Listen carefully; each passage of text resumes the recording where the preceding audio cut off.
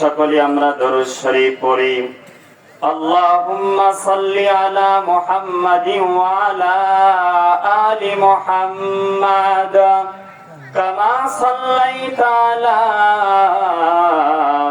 ইব্রাহিম ওয়া আলা আলি ইব্রাহিম ইন্নাকা হামিদুম মাজিদ। اللهم بارك على محمد وعلى آل محمد كما باركت على إبراهيم وعلى آل إبراهيم إنك حميد مجيد। ভাইজান বহু দূরে মাদিনা, আমরা কেমনে যাব জানি না। দয়ার আল্লাহ দয়া কর, দয়ার মাওলা দয়া কর, পুরাও মনের বাসনা কালেমা লা ইলাহা। জোরে জোরে আওয়াজ দিয়ে পড়ি লা ইলাহা ইল্লাল্লাহ, লা ইলাহা। আসমান জমিন গায়রুল্লাহ, পাহাড় পর্বত গায়রুল্লাহ, নদী নালা গায়রুল্লাহ, নদী নালা গায়রুল্লাহ, পাহাড় পর্বত গায়রুল্লাহ কালেমা লা ইলাহা। জোরে জোরে পড়ি লা ইলাহা। ওরা জগৎ পাগল কাবার জন্য, কাবা পাগল মাবুদের, হায়রে মাবুদ পাগল নবীর জন্য, নবী পাগল উম্মতের কালেমা লা ইলাহা। ভাইজান আমরা পুরুষ মানুষ না মহিলা মানুষ? একটু আওয়াজ দেন, আমরা পুরুষ মানুষ না মহিলা মানুষ? পুরুষ মানুষ সিংহের মতো আওয়াজ দিয়ে কালিমা পড়বে। তবে আপনারা যে কালিমা পড়তেছেন একবারে মহিলাদের চাইতেও আওয়াজ কম। মহিলারা যদি একবার ঝগড়া লাগে 1 বাড়ি থেকে 7 বাড়ি পর্যন্ত শোনা যায়, তাহলে কি আপনাদের চাইতে মহিলার আওয়াজ বেশি হবে না পুরুষ মানুষের আওয়াজ বেশি হবে? জোরে পড়ি লা ইলাহা ইল্লাল্লাহ, আর আওয়াজ দেন লা ইলাহা ইল্লাল্লাহ, লা ইলাহা ইল্লাল্লাহ,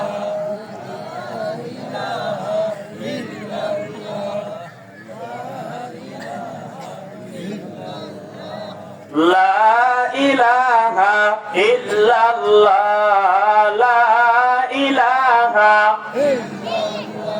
চমৎকার লা ইলাহা ইল্লাল্লাহ, লা ইলাহা।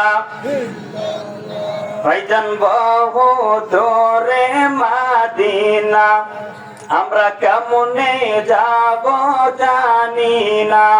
আরে আমরা রইলাম এই দেশেতে, আমার নবী রইল কোন দেশে কালেমা লা ইলাহা ইল্লাল্লাহ, লা ইলাহা ইল্লাল্লাহ, লা ইলাহা ইল্লাল্লাহ, লা ইলাহা ইল্লাল্লাহু মুহাম্মাদুর রাসূলুল্লাহ। সকলে পড়েন সাল্লাল্লাহু আলাইহি ওয়াসাল্লাম। আলহামদুলিল্লাহি রাব্বিল আলামিন।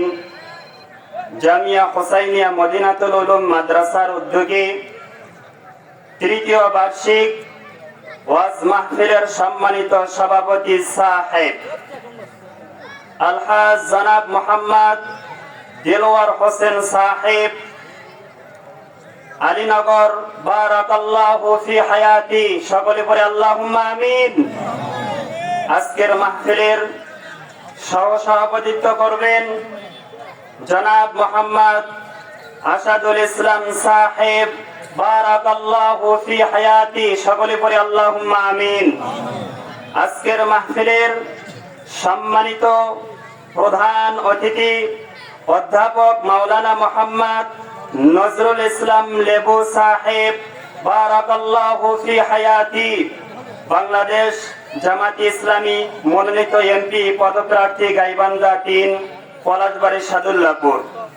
আজকের মাহফিলের প্রধান মেহমান আমাদের মাতার সারেতাজ, আমাদের ওস্তাদদের ওস্তাদ আলহাজ হযরত মাওলানা মোহাম্মদ রেজাউল করিম সাহেব, দামাত বারাকাতুহুম আলিয়া। সকলে পড়ে আল্লাহুম্মা আমিন। আজকের মাহফিলের সম্মানিত প্রধান আলোচক আমার প্রাণ প্রিয় কলিজার টুকরা ভাই হযরত মাওলানা মোহাম্মদ নিয়ামুল হক বিপ্লবী সাহেব, পরিচালক নূরে মদিনা মডেল মাদ্রাসা রংপুর। আল্লাহ তাআলা আমার প্রিয় ভাইকে সারা বাংলার জমিনে কোরআনের হক কথাগুলো বলার তৌফিক দান করুক। সকলে পড়ি আল্লাহুম্মা আমিন। সম্মানিত প্রিয় মুসল্লিগণ, আমার সামনে উপস্থিত আছেন আমার সমবয় বন্ধুগণ, সমবয়জ্যেষ্ঠ মুরব্বীরা। মঞ্চে উপস্থিত আছেন আমার মাতার সারতাজ, আমার ওস্তাদগণ। আমার সামনে উপস্থিত আছেন স্কুল কলেজ মাদ্রাসার ছাত্র ভাইরা। আরো উপস্থিত আছেন পর্দার অন্তরালের অবলা সরলা মা ও বোনেরা। আমরা সকলেই একই কণ্ঠে একই আওয়াজে উচ্চ স্বরে সে আল্লাহ তাআলার উপরে কালিমাতুশ শুকরিয়া আদায় করব যে আল্লাহ রাব্বুল আলামিন অত্র এলাকার মধ্য থেকে যাচাইকৃত করিয়া বাছাইকৃত করিয়া আল্লাহ রাব্বুল আলামিন যাদেরকে পছন্দ করেছেন সেই মায়ের সন্তানগুলো আজকে আমরা হাঁটি হাঁটি পা পা করিয়া জান্নাতের বাগানের ভেতরে বসতে পেরেছি। কথা বলেন ঠিক কিনা? জোরে আওয়াজ দিয়ে বলেন ঠিক কিনা? সেই রবের দরবারে আমরা শুকরিয়া আদায় করব। Allah created the sky, Allah created the earth. যে আল্লাহ রাব্বুল আলামিন আসমানের মালিক, যে আল্লাহ রাব্বুল আলামিন জমিনের মালিক, যে আল্লাহ রাব্বুল আলামিন আমাদেরকে কথা বলার ক্ষমতা দান করলেন, আমাদেরকে জবান দিলেন, সেই জবান দিয়ে একই কণ্ঠে একই আওয়াজে উচ্চ স্বরে পড়ে নেই আলহামদুলিল্লাহ। আরো একটু আসতে পারেন আলহামদুলিল্লাহ। জোরে কি আপনারা খানা খান নাই? ঈশার নামাজ পর আমরা খানা খাইছি কি খাইনি? আসলে বক্তা খানা খায়নি, কিন্তু শ্রোতারা কি কইছে? খানা খাইছে। আর একবার পরে আলহামদুলিল্লাহ। রব্বানা লাকাল হামদ হামদান কাসীরান তাইয়িবান মুবারাকান ফি। এবারে সেই আমরা নবীজির উপরে দরুদ শরীফ পাঠ করব।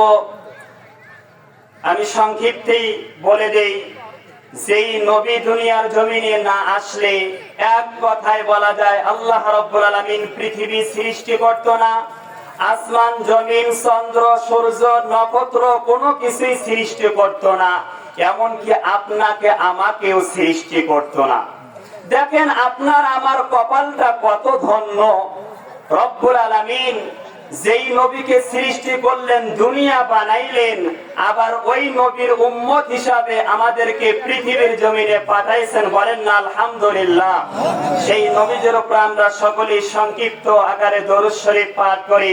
সকলেই পড়ি সাল্লাল্লাহু আলাইহি ওয়াসাল্লাম। সম্মানিত প্রিয় মুসল্লিগণ, আমার প্রিয় ভাইরা, আপনারা সকলেই কেমন আছেন? আলহামদুলিল্লাহি রাব্বিল আলামিন। আমিও আপনাদের দোয়া ইনশাআল্লাহ ভালো আছি। আমি আপনাদের সামনে আল্লাহর কিতাব থেকে একটি আয়াতে কারিমা তেলাওয়াত করেছি। রাসূলের অসংখ্য অগণিত হাদিসের মধ্য থেকে আপনাদের সামনে দুইটা হাদিসও তেলাওয়াত করেছি। আমরা আল্লাহর কাছে নিয়াত করব, রব্বুল আলামিন আপনার ছোট্ট গোলামের জবান থেকে মুখ থেকে যে আলোচনাগুলো শুনবো এই আলোচনা বুঝে সুঝে সর্বপ্রথম বোঝার তৌফিক দান করেন, এরপরে আমল করার তৌফিক দান করেন। আমলের বিনিময়ে কাল কিয়ামতের ময়দানে আল্লাহ আপনি আমাদেরকে খুশি হয়ে দয়া করে জান্নাত দান করেন। সকলে পড়ি আল্লাহুম্মা আমিন। সম্মানিত প্রিয় ভাইরা আমার, আওয়াজটা একটু বাড়ায় দেন ভাই। আপনি তো ওয়াজ করতে গিয়ে বাইরে চলে গেছেন, মাইক এখানে না থাকিয়ে। এটা নিচু হয়েছে, কথা বলা যেমন করে আর অত কিছু লাগবে না। আওয়াজ হ্যাঁ, বাইরে কিন্তু আওয়াজ হয়েছে, আওয়াজটা বাড়ায় দেন। আমরা একটু সময় আলোচনা শুনতে পারবো তো ইনশাআল্লাহ? আমাদের নিয়াত আছে তো? ইন্নামা আমালু বিন্নিয়াত, সমস্ত কাজ কিসের উপর নির্ভরশীল? নিয়াতের উপর নির্ভরশীল। আপনি বাসা থেকে যে এই মাহফিলে এসেছেন, আপনি আপনার ওয়াইফকে বলে এসেছেন আজকে আমি ওয়াজ শোনার জন্য, মাদ্রাসার ওয়াজ শোনার জন্য আমি চলে এসেছি, কিন্তু আপনি ওয়াদাও দিলেন আপনার স্ত্রীকে, কিন্তু ওইদিকে বাজারে বসে আপনি চা টানতেছেন। ওয়াদাও দিলেন স্ত্রীকে, কিন্তু স্ত্রীর সাথেই তো আপনি ওয়াদাটা রক্ষা করতে পারলেন না, ঠিক কিনা? আমরা জোরে একটা তাকবীর দেই, নারায়ে তাকবীর। আল কোরআনের আলো, আল হাদিসের আলো, আলেম ওলামা যেখানে, দিনের কথা যেখানে, গান বাজনা যেখানে, সাদাবাজি যেখানে, লিল্লাহি তাকবীর। আলহামদুলিল্লাহি রাব্বিল আলামিন। আমি আপনাদের সামনে ভূমিকায় যে আয়াতে কারিমা তেলাওয়াত করেছি, 21 নম্বর পারা। কত নম্বর পারা? জোরে আওয়াজ দেন, কত নম্বর পারা? 21 নম্বর পারা, দ্বিতীয় নম্বর পৃষ্ঠা, সূরাতুল আনকাবুত, 57 নম্বর আয়াত। কত নম্বর আয়াত? জোরে বলেন, কত নম্বর আয়াত? আচ্ছা, বক্তাও তো যুবক মানুষ, যদি যুবকেরা আওয়াজ না দেয় তাহলে কাজ হবে? 57 নম্বর আয়াত। কত নম্বর আয়াত? আল্লাহ রাব্বুল আলামিন বলেন, কুল্লু নাফসিন যায়িকাতুল মাউত। আল্লাহু আকবার। আল্লাহ রাব্বুল আলামিন ডাক দিয়ে বলেন, ও দুনিয়ার মানুষ, তোমরা ভালো করে শুনে নাও, আমি আল্লাহ রাব্বুল আলামিন বলে দিলাম, এই পৃথিবীর জমিনে সেই সমস্ত মানুষদেরকে আমি আল্লাহ রাব্বুল আলামিন তৈরি করে পৃথিবীর জমিনে পাঠায়া দিলাম, প্রত্যেকটা প্রাণীকে, প্রত্যেকটা মানুষকে, পৃথিবীর জমিনে যত প্রাণী আছে সমস্ত প্রাণীকে মৃত্যুর স্বাদ গ্রহণ করা লাগবে, ঠিক কিনা? সুম্মা অতঃপর ইলাইনা তুরজাউন, আবার ফিরে যেতে হবে কার দরবারে? আল্লাহ রাব্বুল আলামিন বলেন, মিনহা খলাকনাকুম ওয়া ফিহা নুঈদুকুম ওয়া মিনহা নুখরিজুকুম তারাতান উখরা। আল্লাহ বলেন, আমি তোমাদেরকে এই মাটি থেকে সৃষ্টি করলাম, এই মাটিতে প্রবেশ করাবো, পুনরায় এই মাটি থেকে আমি আল্লাহ রাব্বুল আলামিন তোমাদেরকে জীবিত করব। সম্মানিত প্রিয় মুসল্লিগণ, আল্লাহ বলতেছেন এই মাটি থেকে তোমাদেরকে আমি বানাইলাম, মাটিতেই প্রবেশ করাবো, আবার পুনরায় মাটি থেকে কি করব? জীবিত করব। তাহলে প্রত্যেকটা মানুষকে মৃত্যুর স্বাদ গ্রহণ করা লাগবে কি লাগবে না? আল্লাহ রাব্বুল আলামিন বলেন, আইনামা তাকুনু ইউদরিকুমুল মাউতু ওয়ালাউ কুনতুম ফি বুরুজিন মুশাইয়াদা। আল্লাহ বলেন, তোমরা যেখানে যে অবস্থায় থাকো না কেন, মৃত্যু তোমাদেরকে ধরবে। তোমরা যদিও সীসা ঢালা প্রাচীরের মধ্যে থাকো, মরণ থেকে যত দূরে পালাও, মরণ তোমায় লইবে ঘিরি। যদিও পালাও সুদূর আকাশ পানে, ধরবে তোমায় লাগায়া সিঁড়ি। আল্লাহ বলেন, ওয়ামা কানা লিনাফসিন আন তামুতা ইল্লা বিইযনিল্লাহি কিতাবাম মুআজ্জালা। আল্লাহ বলেন, আমার কোনো অনুমতি ছাড়া একটা মানুষ মারা যাবে না। কারণ মৃত্যুর সময়টা নির্দিষ্ট ভাবে লিপিবদ্ধ করে দিয়েছেন তিনি কে? জোরে বলেন তিনি কে? আল্লাহ বলেন ওয়ামা তাদরি নাফসুম বিআইদি আরদিন তামুত, কোন প্রাণী জানে না কোথায় কোন দেশে কিভাবে মারা যাবে। মানুষ কি বলতে পারে? গরু ছাগল কি বলতে পারে? আপনি কি বলতে পারেন আপনার মরণটা কোথায় হবে? আমি কি বলতে পারবো আমার মরণটা কোথায় হবে? আমার ভাইরা, আমার বন্ধুগণ, সময় আমার অল্প, কথা বলবো স্বল্প। আপনাদেরকে আমি শোনাবো কোরআন হাদিসের চমৎকার গল্প। বলেন না আল্লাহু আকবার। আমার ভাইরা, আমার বন্ধুগণ, এরে মদিনালা নবীর উম্মতের দল, রাত্র গভীর হয়ে যায় রে বাবা, আমার কথাগুলো দিলের কান দিয়ে বুঝবেন। আল্লাহ বলেন দুনিয়ার মানুষ তোমরা শোনো, আমি আল্লাহ রব্বুল আলামিনের এমন একটা সিন্ধুক আছে, যেই সিন্ধুকের ভেতরে 5টা জিনিস আছে। এই 5টা জিনিস দুনিয়ার কোনো মানুষ বলতে পারে না। আমি আল্লাহ রব্বুল আলামিন বলে দিলাম, এই পৃথিবীর জমিনে আদম নবী বলতে পারে না, আমাদের জাতির পিতা ইব্রাহিম আলাইহিস সালাম বলতে পারে না, হযরতে মূসা আলাইহিস সালাম বলতে পারে না, ঈসা নবী বলতে পারে না রে বাবা, আপনার আমার নবী বলতে পারে না, দুনিয়ার জমিনে কোন মুফাসসির বলতে পারে না, কোন আলেম ওলামা বলতে পারে না।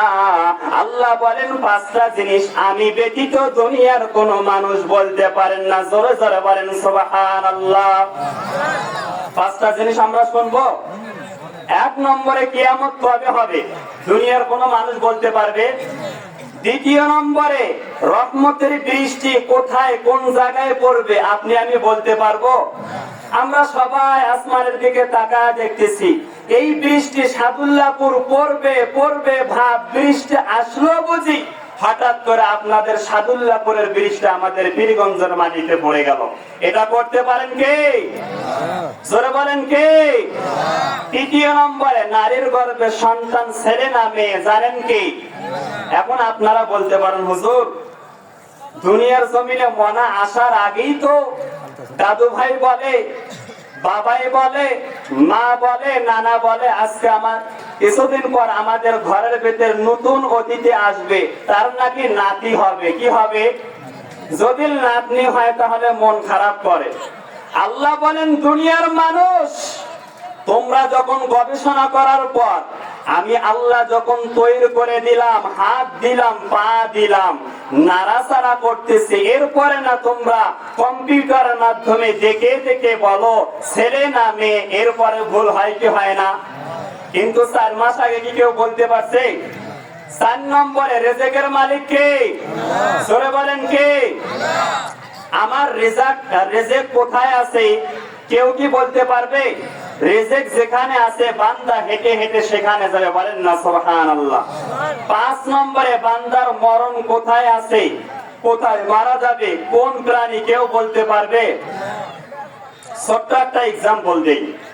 আমরা নাম শুনেছি সাদ্দাত, সে দুনিয়ার জমিনে জান্নাত তৈরি করছিল। ইতিহাসটা জানি কি জানি না, এত সুন্দর ভাবে জান্নাতটা তৈরি করলো। ওই জান্নাতের ভেতরে সুন্দর ঘর বানাইলো, যুবক যুবতীদেরকে ওই জান্নাতের ভেতরে হৌর বানাইলো। এরপরে জান্নাতটা এত সুন্দর ভাবে তৈরি করার পর জান্নাতটা সাদ্দাত পরিদর্শন করবে। কি করবে? পরিদর্শন করবে। একটা দ্রুতগামী ঘোড়ার উপরে ওঠার পর জান্নাতের ভেতরে প্রবেশ করবে। এমন সময় ওই জান্নাতের দরজায় ছোট্ট একজন বুড়ি মানুষ মাথা হেলে আছে। তখন ওই সাদ্দাতকে বলতেছেন, আমার সাথে কি একটু কথা বলা যাবে? সাদ্দাত তখন বলতেছেন, দূর বুড়িমা, আপনি ওদিক সরে বসুন তো, আমি জান্নাতটা পরিদর্শন করব। তখন বুড়ি বলে, বাবা মাথাটা একটু নিচে করো। যেই মাথাটা নিচে করছে তখন বলছে, হাদা মালাকুল মাউত, আমি আজরাইল তোমার রূহ বের করব। সাদ্দাত বলেন, একটু সময় দেন, আমি খালি জান্নাতটা দেখে আসবো। তার মানে আল্লাহ রাব্বুল আলামিন বলেন, তুমি জান্নাত তৈরি করো, আমি তোমাকে ছেড়ে দিলাম, কিন্তু তুমি ওই জান্নাতের ভিতরে প্রবেশ করতে পারবে? জোরে জোরে জিকির করে লা ইলাহা ইল্লাল্লাহ, লা ইলাহা ইল্লাল্লাহ। লা ইলাহা সুবহানাল্লাহ ওয়ালহামদুলিল্লাহ লা ইলাহা। সম্মানিত প্রিয় ভাইরা আমার, তাহলে সাদ্দাত জান্নাতের ভেতরে প্রবেশ করতে পারবে না। আপনি কোথায় মারা যাবেন আল্লাহ জানেন, আমি কোথায় মারা যাব। আমার মরণটা যদি আসমানে থাকে আমাকে আসমানেই যাইতে হবে, আমার মরণটা যদি জমিনে থাকে আমাকে জমিনেই থাকতে হবে, আমার মরণটা যদি নামাজের সেজদায় থাকে আমাকে নামাজের ভেতরে সেজদায় যাওয়া লাগবে, আমার মরণটা যদি নদীর মাঝখানে নৌকার উপরে থাকবে আমার মরণটা ওখানেই হবে। আপন দুই সন্তান, বড় ভাইয়ের নাম আব্দুর রহমান, ছোট ভাইয়ের নাম আব্দুল্লাহ। এই আব্দুল্লাহ আর আব্দুর রহমান, এক ভাইয়ের বয়স 8 বছর আর এক ভাইয়ের বছর 10 বছর। কত বছর? একটা বাবার দুইটা সন্তান, ছোট সন্তানের 8 বছর বয়স, বড় সন্তানের 10 বছর বয়স। এই দুইটা সন্তানের মরণটা কিভাবে হবে দেখেন, মরণটা কত কাছে মনে হয়। সাহাবায়ে কেরাম জিজ্ঞেস করলেন, ইয়া রাসূলুল্লাহ, ইয়া হাবিবাল্লাহ, আমাদের মরণটা কত কাছে হবে? একজন সাহাবী বলল, হুজুর আমি ডানে সালাম ফিরাইছি, বামে মনে হয় সালাম ফিরাইতে পারবো না। আল্লাহ রাসূল বললেন, না, তোমার চোখটা তুমি বন্ধ করলা, খুলতে পারবা কিনা এটাও গ্যারান্টি। আমার ভাইরা, আমার বন্ধুগণ, এরে যুবক আল্লাহর গোলাম, আর লম্বা নয় রে বাবা। ও পর্দার অন্তরালের মা বোনেরা, গভীর ভাবে আলোচনাটা একটু বোঝার চেষ্টা করবেন। এরে যুবক আল্লাহর গোলাম, এই দুইটা সন্তান সকালবেলা যে মা বলল, বাবা তোমরা এইখানে খানা খাও, খানা খাওয়ার পর তোমরা মাঠে ময়দানে খেলতে যাও। সকাল 11টায় যখন খেলা শেষ হলো, এইবার ছোট ভাই বড় ভাইকে ডাক দিয়ে বলে, ভাইয়া গো, এখনো জোহরের আজান হয় নাই, মার কাছে আমরা এখনো যাব না। ছোট ভাইটা ডাক দিয়ে বলে, বড় ভাই চলো চলো এই রাস্তা দিয়ে চলে যাই। আমি আসার পথে দেখেছিলাম একটা কাঁঠাল গাছে ওই পাখি বাচ্চা করেছে, ছানা দিয়েছে। ওই পাখির ছানা বেঁধে পাখির ছানাটা পারার পর, পাখির বাসার থেকে ডিম পারার পর এই ডিম আমরা বাসায় নিয়ে যাব। সম্মানিত হাজিরিন, আমরা ছোটকালে এগুলো করছি কি করছি না? না বানায়া বলতেছি আমি, এরকম হয়েছে কি হয় নাই? এরপরে এই দুইটা সন্তান রাস্তা দিয়ে যাইতেছি, ছোট ভাই বলতেছেন যে, ভাইয়া ওই কাঁঠাল গাছে তুমি উঠবা না আমি উঠবো? তখন ছোট ভাই বলতেছেন যে, ভাইয়া আমি পাতলা মানুষ, আমি ছোট মানুষ, আমি গাছটাকে জড়িয়ে আস্তে আস্তে উঠতে থাকবো, আর তুমি পেছন থেকে আমাকে একটু সহযোগিতা করবা, ধাক্কা দিবা, তাহলে উঠতে সহজ হবে। বড় ভাইয়ের কথা মোতাবেক, ছোট ভাইয়ের কথা মোতাবেক আস্তে করে ছোট ভাইটা যখন গাছে ওঠা শুরু করলো, বড় ভাইটা পেছন থেকে সহযোগিতা করেছে। একটু কথাটা ভালো করে বুঝবেন, যখনই পাখির বাসায় হাত দিয়েছে, ওই পাখির বাসায় একটা বিষধর সাপ ছিল, কিংকুমড়া সাপ ছিল। এই কচি হাতের ভেতরে ওই সাপটা যখন দংশন করছে, বাচ্চা মানুষ তখন বুঝতে পারে নাই রে বাবা। এই বাচ্চা মানুষ আস্তে করে নামার পর বড় ভাইকে ডাক দিয়ে বলতেছেন, ভাইয়া আমার হাতের ভেতরে মনে হয় পিপিলিকা কামড় দিয়েছে। কি কামড় দিয়েছে? সাপ যে দংশন করেছে ছোট মানুষ বলতে পারে নাই, নিচ থেকে উপর পাশে হাত দিয়েছে সে বুঝতেও পারে নাই। এরপরে ছোট ভাই বলতেছেন, ভাই আমার শরীরটা কেমন যেন ঝিমায়, আমার মাথাটা কেমন যেন ব্যথা করতেছে ভাইয়া। বড় ভাই বলতেছেন, ভাই তুই গাছের নিচে বসে পড়, আমার শক্তি আছে। বড় ভাই যখন আস্তে করিয়া ওই পাখির বাসায় ছোট ভাইয়ের মতো সেও যখন হাতটা দিল, একই সাপ বড় ভাইকেও দংশন করে দিল। আমার ভাইরা, আমার বন্ধুগণ, বাজান রে কথাটা ভালো করে বুঝবেন। এইবারে বড় ভাই যখন নেমে পড়লো, ছোট ভাই ডাক দিয়ে বলে, ভাই রে আমার কেমন যেন শরীরটা ঝিমাইতেছে, ভাই আমি আর দাঁড়াইতে পারবো না। বড় ভাই ডাক দিয়ে বলে, ভাইয়া আমার হাতের ভেতরে মনে হয় আমাকেও পিপিলিকা কামড় দিয়েছে। কিসের বাজান পিপিলিকা কামড় দেয়? ওই বিষাক্ত সাপ হাতের ভেতরে দংশন করছে। এইবারে বড় ভাই আর ছোট ভাই আস্তে আস্তে বলতেছে, আমরা বাসায় যাব না, কারণ বাসায় যদি যাই আমাদেরকে মা মারতে থাকবে। বড় ভাই ডাক দিয়ে বলে, ভাই গো আমি যেহেতু বড় আমার কাঁধে দোষটা আসবে, ভাই চলো চলো আমরা রাস্তা দিয়ে যাইতে থাকি। সামনে যাওয়ার পর সাইডে খের কুটা যখন পালা করে রেখেছে, ওই পলের উপরে ছোট ভাই বড় ভাই বলে, ভাই রে আর আমার রাস্তা দিয়া যাওয়ার শক্তি নাই, আমি কেমন যেন দাঁড়াইতে পারি না ভাই গো। বড় ভাই ডাক দিয়ে বলে, ছোট ভাইয়ের কপালে চুমু খাওয়ার পর বলে, ভাইয়া আমিও আর দাঁড়াইতে পারি না, আমার পায়ের ভেতরে আর কোনো শক্তি নাই রে ভাই। ছোট ভাই বলে, ভাই আমি মনে হয় আর মাকে দেখতে পারবো না রে ভাই, আমি মনে হয় আমার বাবাকে আর দেখতে পারবো না। ছোট ভাই এই বলে জড়িয়ে ধরেছে, বড় ভাই জড়িয়ে ধরেছে। আল্লাহর যখন হুকুম হয়ে গেল দুইটা বাচ্চা একসাথে মারা যায়, ইন্না লিল্লাহি ওয়া ইন্না ইলাইহি রাজিউন। জিকির করি লা ইলাহা লা ইলাহা।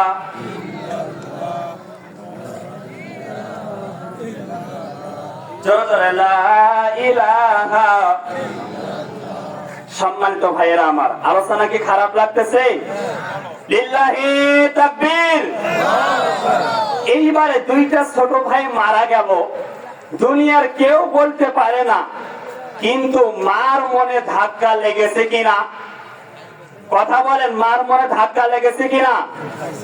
মা তখন ভাবতেছে আমাদের বাচ্চা জোহরে আসলো না, 3টা বাজে আসে না, মাকে কেমন ভালো লাগে না। মা তখন বাবাকে বলতেছেন, আসরের আজান হয়ে গেল, সন্তানদেরকে খোঁজা শুরু করে দাও। এক পর্যায়ে খুঁজতে খুঁজতে সন্ধ্যা শুরু হয়ে যায়, বাবাও পাগলের মতো খোঁজা শুরু করে দেয়, মাও পাগলের মতো খোঁজা শুরু করে দেয়। এক পর্যায়ে ঈশার নামাজ শেষ হয়ে গেল, মাইকিং শুরু হয়ে গেল, কেউ সন্তানের কথা বলতে পারে না।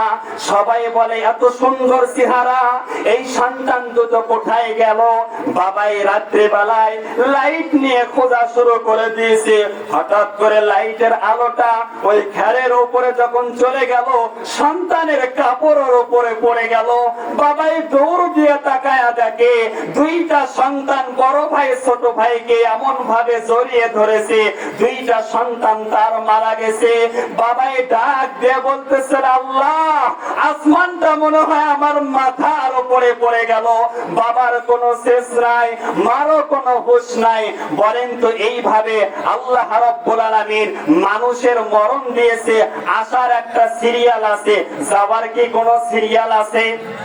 জোরে বলেন, সিরিয়াল আছে? বাবাই আসছে, এরপরে সন্তান আসছে, এরপরে নাতি আসছে, কিন্তু অনেক ঘটনা আছে। নাতি দাদার কাঁধে, দাদার কাঁধে নাতির লাশ, এমন আছে কি নাই? সম্মানিত হাজরিন, আমি যেহেতু এই বিষয় নিয়ে আলোচনা শুরু করে দিয়েছি, সাহাবায়ে কেরাম আল্লাহ রাসূলকে জিজ্ঞেস করলেন, ইয়া রাসূলুল্লাহ, ইয়া হাবিবাল্লাহ, নবী গো আপনি বলেন তো দেখি, যেটা আমাদের মাঝে মাঝে মধ্যে আমরা কোশ্চেন করে থাকি, আলীনগরে যদি 20টা মানুষ মারা যায়, ওই পাশে আব্দুল্লাহপুরে 20টা মানুষ মারা যায়, আমাদের রংপুরে 100 মানুষ মারা গেল, আপনাদের গাইবান্ধায় 100 মানুষ মারা গেল, সিলেটে 500 মানুষ মারা গেল, দিনাজপুরে 500 মানুষ মারা গেল, বাংলাদেশে 1000 মানুষ মারা গেল, সৌদি আরবে 5000 মানুষ মারা গেল, মালয়েশিয়ায় 10,000 মানুষ মারা গেল। তখন আমরা বলতে থাকি, আজরাইল মনে হয় আজকে দম নেয় নাই, কি নেয় নাই? বলি কি বলি না? সাহাবায়ে কেরাম যখন জিজ্ঞেস করলো, তখন আল্লাহ রাসূল মালাকুল মাউতকে ডাক দিয়ে বললেন, মালাকুল মাউত, এই যে মানুষগুলো মারা যায়, তুমি জান রূহটা কিভাবে বের করো? মালাকুল মাউত ডাক দিয়ে বলে, ইয়া রাসূলুল্লাহ, ইয়া হাবিবাল্লাহ, নবী গো, তামাম পৃথিবীবাসী মানুষদেরকে জানায়া দেন, আমার সামনে যদি একটা পেয়ালা থাকে কিংবা একটা প্লেট থাকে, আর ওই প্লেটের উপরে অনেকগুলো পিপিলিকা আছে, তাহলে আমি নিম্নে 10টা পিপিলিকাকে মারতে পারবো, আবার 1000 পিপিলিকাকে মারতে পারবো। পারবো কি পারবো না? আজরাইলের সামনে দুনিয়াটা একটা হলো প্লেট, আর আপনি আমি পিপিলিকার মতো। আজরাইল যদি ইচ্ছা করে একসাথে 1000 মানুষকেও মারতে পারবে, একটা মানুষকেও মারতে পারবে। আল্লাহ রাসূল জিজ্ঞেস করলেন, ও মালাকুল মাউত, আজরাইল তুমি কেমনে বলতে পারো মানুষ যখন মারা যাবে? মালাকুল মাউত ডাক দিয়া বলে, আল্লাহ তাআলার আরশ আজিমের নিচে এমন একটা গাছ আছে, ওই গাছের ভেতরে এতগুলো পাতা আছে রে বাবা, দুনিয়ার জমিনে যতগুলো মানুষ আছে, মালাকুল মাউত ডাক দিয়া বলে, নবী গো, তামাম পৃথিবীবাসী মানুষদেরকে জানায়া দেন, ওই গাছের ভেতরে এতগুলো পাতা আছে, যেই দিন মানুষটা মারা যাবে 40 দিন আগে পাতাটা যখন হলুদ বর্ণ হয়ে আসে, আমি আজরাইল দেখতে থাকি, এই পাতাটা 40 দিন পর তো ঝরে পড়ে যাবে। তখন মালাকুল মাউত কি করতে থাকে?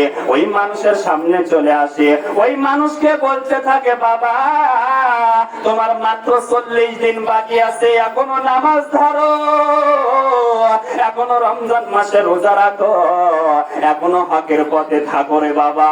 কিন্তু আপনি আমি তো বুঝতে পারি না রে যুবক।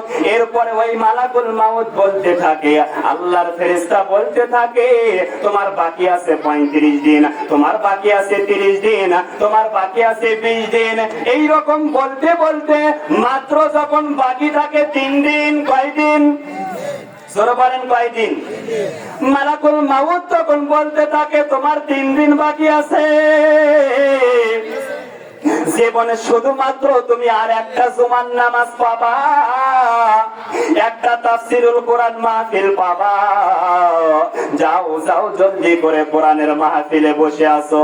কিন্তু বাবা, আপনি আমি বুঝতে পারি না।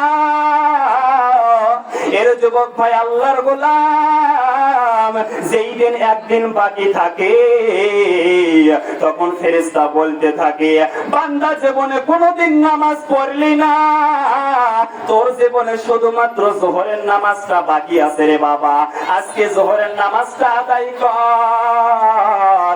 আল্লাহর নবী বলেন, আমি যখন সাহাবায়ে কেরামের সামনে আলোচনা করতেছিলাম, আমি বললাম, মানুষ যখন মারা যাবে, একটা জীবন্ত ছাগলকে জবাই করা ছাড়া শরীর থেকে যদি চামড়া গুলো টেনে টেনে খসানো হয়, আর যদি লবণ লেগে দেওয়া হয়, এর যুবক ভাই, টাকা দেখ, আমি তো তোমাদের মতো একটা যুবক, 21 বছরের সন্তান, তোমাদের সামনে আমি আলোচনা করি রে বাবা। তুমি ভাবতেছো হুজুর তুমিও যুবক মানুষ, আমিও যুবক মানুষ, এই বয়সে কেন নামাজ পড়বো, কেন কোরআন ধরবো? কিন্তু বাবা, আমি লক্ষ্য করে দেখলাম 21 বছরের জিন্দেগিতে কত মানুষের জানাজা পড়াইছে রে বাবা, কত মানুষের কবরে মাটি দিলাম। ও যুবক ভাই, আয় আয়, কোরআনের আলোচনা শোনার জন্য বসে পড়। এইবার আল্লাহ রাসূল যখন বলতেছে, একটা মানুষ যখন মারা যাবে, ওই মানুষটা মারা যাওয়ার সময় এমন কঠিন হবে, একটা জীবন্ত ছাগলকে জবাই ছাড়া ওই ছাগলটা যেমন কষ্ট পাবে, একটা মানুষ মারা গেলে এর চাইতে বেশি কষ্ট পাবে। আবু বকর, ওমর, ওসমান আলী ডাক দিয়ে বলে, হুজুর, দুনিয়ার জমিনে যদি এই অবস্থা হয়ে থাকে, তাহলে আমরা যে জান্নাতের সার্টিফিকেট পাইলাম, তাহলে আমাদের কি অবস্থা হবে? আমরা জান্নাতের সার্টিফিকেট কি করব নবী গো? মানুষ যদি মারা যায় এই কঠিন অবস্থা হয়, আপনি নবী যেভাবে বললেন আমরা তো সহ্য করতে পারবো না। একটু জিকির করি লা ইলাহা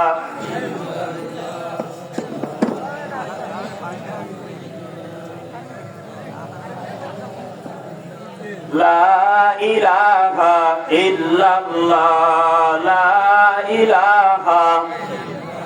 আমার ভাইরা, আমার বন্ধুগণ, আল্লাহ রাব্বুল আলামিন ডাক দেয়া বলে, জিবরাইল যাও যাও জলদি করে আমার নবীর কাছে চলে যাও, আমার নবীকে বলে দাও আমি যেই নবীর কারণে আগুন পানি সব বানাইলাম, আমার নবীর উম্মতের যদি মরণটা এত কঠিন হয়, আমি আল্লাহ রাব্বুল আলামিন এইটা সহ্য করতে পারবো না। জিবরাইলকে বলল, জিবরাইল তুমি চলে যাও, আমার নবীকে জানায়া দাও মানুষ দুই ভাবে পৃথিবীর জমিন থেকে চলে যাবে। এক নম্বরে ইমানদার হয়ে মারা যাবে, দ্বিতীয় নম্বরে বেঈমান হয়ে মারা যাবে। জিবরাইল ডাক দিয়ে বলে, নবী গো, ইমানদার মানুষটা কিভাবে মারা যাবে? ইমানদার মানুষটা এমন ভাবে মারা যাবে, একটা ছোট্ট বাচ্চা মায়ের স্তনে দুগ্ধ পান করতেছে, পান করতে করতে যেমন ঘুমায়া যায়, একটা ইমানদার মানুষের মরণটা ঠিক এমন হয়ে যায়। বলেন না সুবহানাল্লাহ। আল্লাহর নবী ডাক দিয়ে বলে, সাহাবীরা, ইমানদার মানুষ যখন মারা যাবে, আল্লাহ রাব্বুল আলামিন জান্নাত থেকে একটা সাদা রুমাল নিয়ে আসবে, যেই সাদা কাপড়ের ভেতরে কোনো দাগ নাই রে বাবা, জান্নাত থেকে একটা ঘ্রাণ বের করে নিয়ে আসবে। এই সাদা কাপড়টা নেওয়ার পর ইমানদার মানুষের সামনে সাদা কাপড়টা তুলে ধরবে, তার মানে সাদা কাপড়ের ভেতরে আপনার আমার রূহটা ঢুকাইবে, আপনার আমার সামনে আল্লাহর জান্নাতটা তুলে ধরবে। আল্লাহ বলেন, ইয়া আইয়াতুহান নাফসুল মুতমাইন্না ইরজিই ইলা রাব্বিকি রাদিয়াতাম মারদিয়া। আল্লাহু আকবার।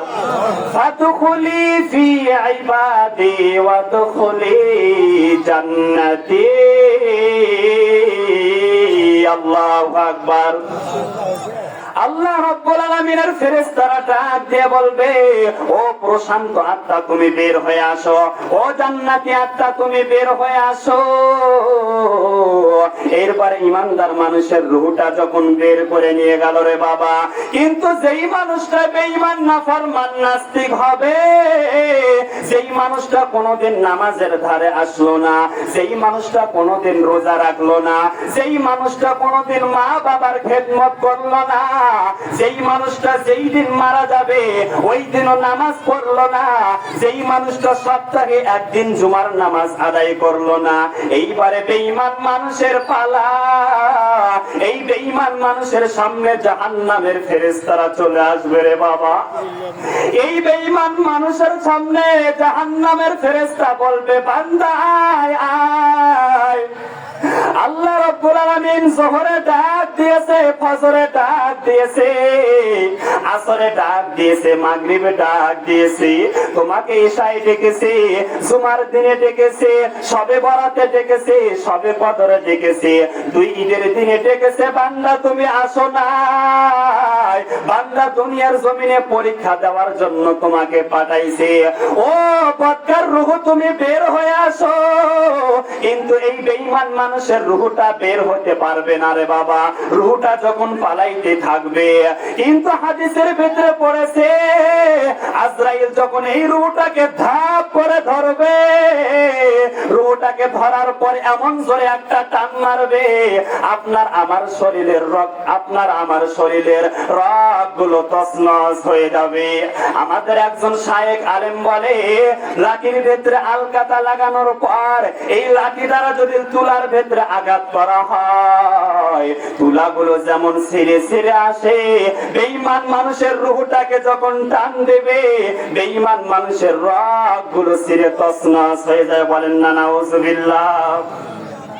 সম্মানিত হাজিরিন, 15টা মিনিটের জন্য আমরা দিলটা নরম করে দেব রে বাবা। আমরা ঈশার নামাজ পর এখানে আলোচনা শুনতে আসছি কিনা বলেন তো? আমরা এখান থেকে বাসায় যাইতে পারবো? কে কে গ্যারান্টি দিতে পারেন? হাত তোলেন তো দেখি। কেউ কি পারবো? কেউ পারবো না। ওখান থেকে দাঁড়াইতে পারবেন কিনা এটা কোনো বিশ্বাস আছে? একটু দিলটা নরম করে দেন। মানুষকে তো মারা যাওয়া লাগবে। আপনি ঈশার নামাজ পর বাসার ভেতরে স্বামী স্ত্রী একসাথে খানা খাইলেন, সন্তানটাকে বললেন, বাবা সামনে এসএসসি পরীক্ষা তোমার, দাখিল পরীক্ষা তোমার, একটু পড়াশোনা করো। আপনার মেয়ের সাথে কথা বললেন, মেয়ের জামাইয়ের সাথে কথা বললেন। এরপর আপনি কোরআনের মাহফিলে এসলেন, কোরআনের মাহফিলে আলোচনা শুনলেন। রাত যখন 12টা বেজে গেল, আলোচনা শেষ হয়ে গেল, আপনি বাসায় চলে গেলেন। এই যে শীতের দিন, আপনার স্ত্রী আর আপনি একসাথে ঘুমাইলেন, একসাথে এমন ঘুম দিলেন। রাত্রে যখন 3টা বাজে আপনার স্ত্রী আপনাকে ডাকতেছে, একটু ওঠেন না, বাহিরে যাব। আপনি জবাব দিলেন না। আপনার স্ত্রী আবার জিজ্ঞেস করলো, একটু ওঠো না, বাহিরে যাব। কিন্তু আপনি কথা বললেন না। আপনার স্ত্রীর মনের ভেতরে তখন ধাক্কা লেগে গেল। এক পর্যায়ে আপনার স্ত্রী আপনার শরীরের ভেতরে যখন হাত দিল, তখন আপনার শরীরটা বরফের মতো ঠান্ডা। তখন আপনার স্ত্রী নাকের ভেতরে হাত দিয়ে দেখলো আপনি আর নিঃশ্বাস নিতে পারেন না, আপনি মারা গেছেন। তখন আপনার আদরের স্ত্রী, আপনার আদরের বিবি তখন কম্বলটা আপনার কাছ থেকে সরায়া নিল। সে খাট থেকে লাফ দিয়ে বলতেছেন, বাবা তুমি পাশের রুমে ঘুমাইছো, ও বাবা তুমি এই পাশে আসো, তোমার বাবা কেন কথা বলে না? আপনার সন্তান আপনার রুমের ভেতরে আসার পর আপনার সন্তান দেখেন আপনি মারা গেছেন।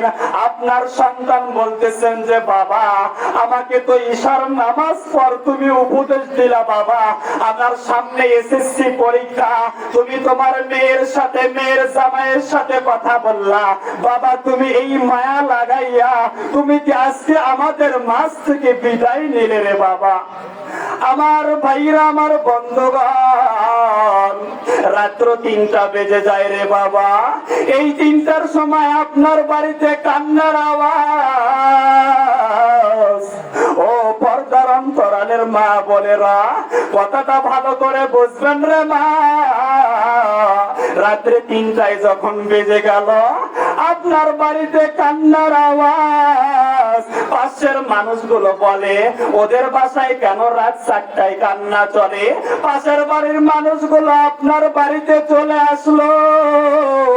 একজন মানুষ ডাক দিয়ে বলে লোকটা আধা ঘন্টা আগে মারা গেছে, লোকটার হাত পা গুলো টেনে টেনে সোজা করো। ওই লোকটাকে রুমের ভেতরে কেন রেখেছো? এরে বাবা আপনার টাইস করা রুম থেকে, আপনার থাই লাগানো রুম থেকে, এসি লাগানো রুম থেকে রে বাবা বেলের দিয়ে কাপড় গুলো যখন কেটে কেটে খোলা হবে, এক পর্যায়ে আপনার লাশটা ধরে ওই গভীর রাত্রিতে আঙিনার মাঝখানে নিয়ে যাবে। মুরব্বী বাজান আমার 5টা মিনিটের জন্য দিলটা নরম করে দাও। ও মা কথাটা ভালো করে শুনবেন। এই গভীর রাত্রিতে আপনার লাশটা এই কুয়াশার দিনে আঙিনার মাঝখানে নেওয়ার পর একটা পুরাতন মশারি টানাইয়া রে বাবা ওই ফজরের নামাজের আগে আপনার শরীরের ভেতরে কম্বল ছিল, পোশাক ছিল, সব খুলে ফেলাইছে, শুধুমাত্র পাতলা একটা চাদর টেনে দিছে রে বাবা। ফজরের নামাজের যখন আজানটা হয়ে গেল,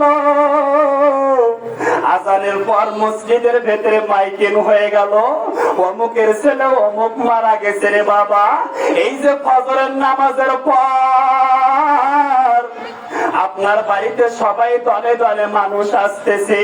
মহিলা মানুষগুলো বলে গতকাল এই মানুষটা তো কোরআনের মাহফিলে আলোচনা শুনলো, ওই মানুষটা সন্ধ্যার সময় আমার সাথে কথা বলেছে।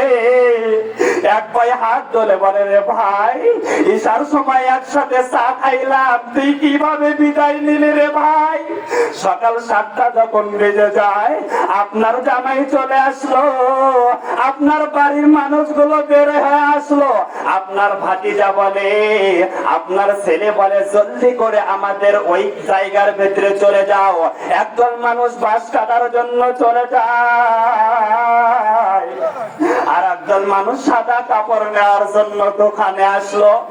একদল মানুষ ইমামকে ফোন দেয়, হুজুর জানাজার নামাজ পড়া লাগবে। এরে বাজান, দিন 9টা যখন বেজে যায়, বলে আর লাশ ধোয়া যাবে না, জোহরের আগে মাটি দিতে হবে রে বাবা। আপনার সন্তান ডাক দিয়ে বলে, আমার বাবাকে কেন এখনো রেখেছেন? আমার দূরে কোনো মানুষ নাই, আমার বাবাকে জলদি করে 11টায় মাটি দেওয়া লাগবে। হঠাৎ করে একদল মানুষ আপনাকে আবার গোসল দিল।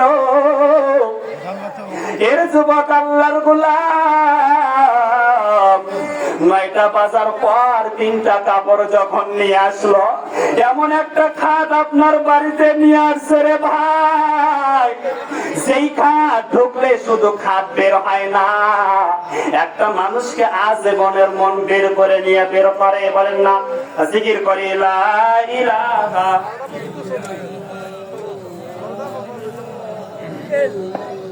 জোরে জোরে লা ইলাহা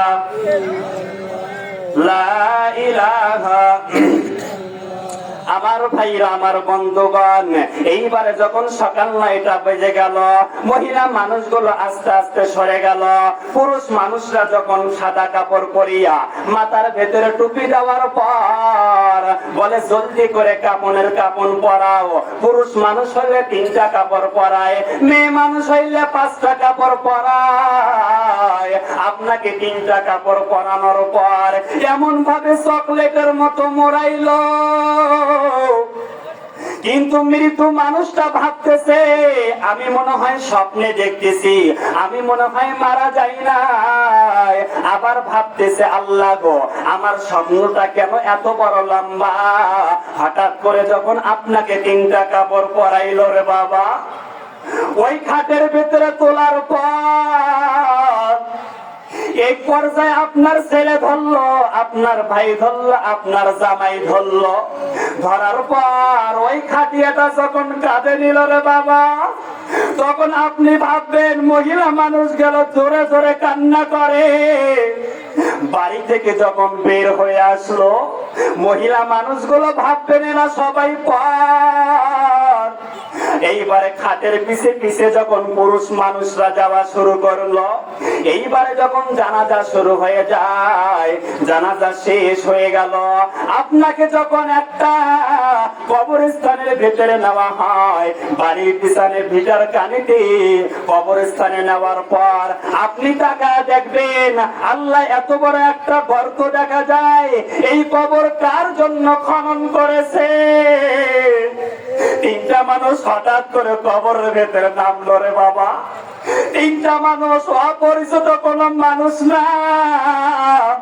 এর যুবক ভাই, 3টা মানুষের ভেতরে আপনার বড় সন্তান কবরে নামলো, দ্বিতীয়তে আপনার জামাই কবরে নামলো, 3 নম্বরে আপনার বড় ভাই কবরে নামলো, 13টা মানুষ আপনার আপন।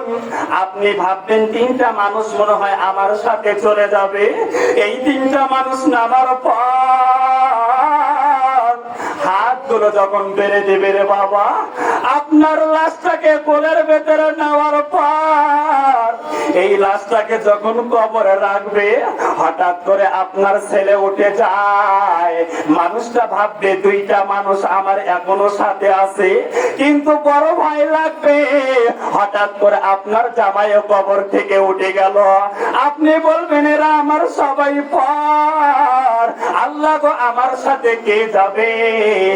আপনি ভাবছেন আমার কলিজার টুকরা বড় ভাই আছে, এই ভাই মনে হয় আমার সাথে যাবে, কিন্তু না রে বাবা, ওই কবরের ভিতরে আপনার লাশটাকে কিবলামুখী যখন করে দিল রে বাবা, কিবলামুখী করে দেওয়ার পর যখন বাঁশগুলো দেওয়া শুরু করলো, ওই বাঁশের উপরে চাটাই দেওয়া যখন শুরু করলো, চাটাই দেওয়ার পর সবাই যখন মাটি দেবে, হঠাৎ করে আপনার বড় ভাই উঠে গেছে, এরপরে চাটাই দিয়ে দিল। সবাই যখন কবরের উপরে মাটি দিতেছে, তখন আপনি ভাববেন আল্লাহ আর আমার স্বপ্ন নয়, এখন আমার মনে হয়েছে আমি মারা গেছে। এক পর্যায়ে উপরের মানুষের আওয়াজ শুনতে পারবেন, এই মানুষগুলো 3 লোকমা মাটি দিল রে বাবা। এই মাটি দেওয়ার পর আস্তে আস্তে 40 কদম যখন দূরে চলে গেল, আর আপনার ওইটা কবর থাকবে না, ওইটা একটা বড় যুগ হয়ে যাবে। আল্লাহ তাআলার ফেরেশতা আসে আপনাকে জিজ্ঞেস করবে, মান রব্বুকা, তোমার রব কে? দ্বিতীয় নম্বরে তোমার ধর্ম কি? তৃতীয় নম্বরে তোমার নবীকে?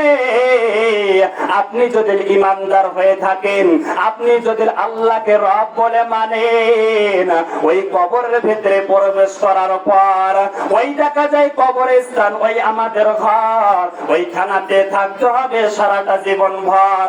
ও কবর তুই চাস কি? টাকা পয়সা নাই কি?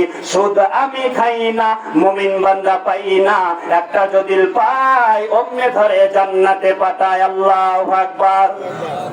ওই মৃত মানুষটা 3টা প্রশ্ন যখন আপনি জবাব দিবেন, আমার রব হলো আল্লাহ, দ্বিতীয় নম্বরে আমার ধর্ম হলো দ্বীনুল ইসলাম, আমরা ইসলাম ধর্ম অনুসরণ করেছি, তৃতীয় নম্বরে আমার নবী হলো নবী মুহাম্মাদুর রাসূলুল্লাহ। আল্লাহ বলবেন ফেরেশতারা, এই বান্দা ইমানদার মুত্তাকি সালিহিন বান্দা, ও ফেরেশতারা তোমরা আর দেরি করো না, জলদি করে ওই বান্দার কবরটাকে জান্নাতের সাথে লাইন করে দাও। বলেন না সুবহানাল্লাহ। পক্ষান্তরে বাজান, যেই বান্দা 3টা প্রশ্নের উত্তর দিতে পারলো না, আল্লাহ বলেন ওই বদকার বেঈমান নাস্তিকের কবরটা, কবরে আসছে জাহান্নামের ফেরেশতা, জাহান্নামের সাথে তোমরা লাইন করে দাও। ওরে বাবা, এই কবর থেকে কিন্তু জাহান্নামের আযাব শুরু হয়ে গেল। এই বান্দাকে পুড়তে পুড়তে শরীরের চামড়া গুলো যখন খসে পড়ে যায়, এই বান্দা আল্লাহকে ডাক দিয়ে বলবেন, আল্লাহ কত শত বছর হয়ে যায়, এখনো কেন কিয়ামত কায়েম হয় না? এই যে বদকার বান্দার জন্য কবরের জমিনটা 40,000 বছর। কত বছর? আর যে ইমানদার হলো তার জন্য কেমন হবে শোনেন। আপনি জোহরের পর ঘুমাইছেন, ঘুমানোর পর আসরের আগে আপনার কলিজার টুকরা মেয়ে বলতেছে, আব্বু একটু ওটা আসরের আজান হয়েছে, আসরের নামাজ পড়তে হবে। তখন আপনি বলতেছেন যে আম্মু এত তাড়াতাড়ি আসরের আজান হয়ে গেল। আমরা বলি কি বলি না? যে কবরের জমিনে ইমানদার হলো 3টা প্রশ্নের জবাব দিল, তার কাছে জোহর থেকে আসরের সমান। আর যে মানুষটা বদকার হলো তার জন্য কবরটা কত হাজার বছর। এরপরে হাসরের ময়দান, হাসরের ময়দানটা হলো 50,000 বছর। এরপরে পুলসিরাতের ময়দানটা হলো 30,000 বছর। কবরের জমিনে কেমনে 40,000 বছর পাড়ি দিবেন রে বাবা? হাসরের ময়দানে 50,000 বছর কেমনে পাড়ি দিবেন? এরপরে পুলসিরাতের ময়দানে 30,000 বছর কেমনে পাড়ি দিবেন? সব বলল যোগ করলে, এক করলে, প্লাস করলে 1,20,000 বছর হয়। দুনিয়া তো পরীক্ষার হল রুম। এই দুনিয়ার জমিনে যদি ভালোভাবে চলতে পারেন, তাহলে 1,20,000 বছর আপনি পাড়ি দিতে পারবেন। আর এই দুনিয়াতে আপনার স্ত্রী এসেছে, দুনিয়াতে বাড়ি ঘর সব কিছু পাওয়ার পর আল্লাহকে যদি ভুলে যান, তাহলে কবরের জমিনে 40,000 বছর পাড়ি দিতে পারবেন না, হাসরের ময়দানে 50,000 বছর পাড়ি দিতে পারবেন না। এর যুবক আল্লাহর গোলাম, কঠিন কিয়ামতের ময়দানে মিরাজের আলোচনা করতে গিয়ে দেখলাম যেই সূর্য আমাদের 9,30,00,000 মাইল উপরে আছে। বৈজ্ঞানিকরা বলে এই সূর্যের আলোটা দুনিয়াতে আসতে 8 মিনিট 20 সেকেন্ড সময় লাগে। কত মিনিট কত সেকেন্ড? এই সূর্যটা চতুর্থ আসমানে লটকানো আছে। আল্লাহর নবী জিজ্ঞেস করলেন, আল্লাহ এই সূর্যটা যদি তৃতীয় আসমানে দেওয়া হয়তো, তখন জিবরাইল ডাক দিয়ে বলেন, হুজুর গো, তাহলে দুনিয়াটা জ্বলে পড়ে ছারখার হয়ে যাইতো। আবার এই সূর্য যদি পঞ্চম আসমানে লটকানো থাকতো, তাহলে দুনিয়ার জমিনে বরফ হয়ে যাইতো।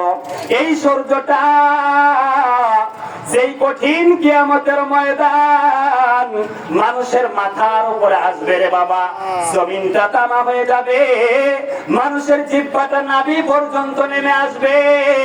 ওই কঠিন কিয়ামতের ময়দানে ছেলে বাবাকে চিনবে না, মা ছেলেকে চিনবে না। আমি যদি আমার মাকে বলি, আম্মু আমার একটা নেকি শর্ট পড়েছি, তখন আমার মা বলবে, বাবা আমার কোনো সন্তান নাই, আমার তো বিবাহ হয় নাই। আমি দৌড় দিয়ে আমার বাবার কাছে যদি চলে যাই, বাবা বলবে আমারও কোনো সন্তান ছিল না। ভাই ভাইকে চিনবে না, বোন বোনকে চিনবে না রে বাবা। ওই কঠিন কিয়ামতের ময়দানে আবার এমন অবস্থা হয়ে যাবে, পিছন থেকে জাহান্নাম আপনাকে গ্রাস করবে, জাহান্নাম ধাওয়া করতে আসবে। আল্লাহর ফেরেশতা ডাক দিয়ে বলবেন, আল্লাহ যেই নবীর কারণে আগুন পানি সব বানাইলা, আখির নবীর উম্মতদেরকে মনে হয় ধরবে। আল্লাহ বলবেন, ফেরেশতারা ওই জাহান্নামের পেছনে তোমরা রশি টানতে থাকো। ৭০,০০০ ফেরেশতারে বাবা ওই জাহান্নামের পেছনে যখন রশি টানতে থাকবে, এরপরে কিন্তু জাহান্নামকে দাঁড় করানো যাবে না। ফেরেশতারা বলবেন, আল্লাহ আমাদের আর কোনো ক্ষমতা নাই রে আল্লাহ, আমরা জাহান্নামকে আটকাইতে পারি না। এরপর এক পর্যায়ে ফেরেশতারা বলবেন, আল্লাহ গো এই বুঝি তোমার উম্মতদেরকে, এই বুঝি তোমার নবীর উম্মতদেরকে ধরে ফেলায়। আল্লাহ বলেন, ফেরেশতারা আসো আসো আমার কাছে চলে আসো। এরপরে যখন একটা পেয়ালা দেওয়া হবে, এই পেয়ালাটা হাতের ভেতরে পাওয়ার পর আল্লাহ বলবেন, এই পেয়ালার ভেতরে যে পানিগুলো আছে, এই পানিগুলো তোমরা জাহান্নামের ভেতরে ছিটাইয়া দাও। বলেন না সুবহানাল্লাহ। একটু জিকির করি, লা ইলাহা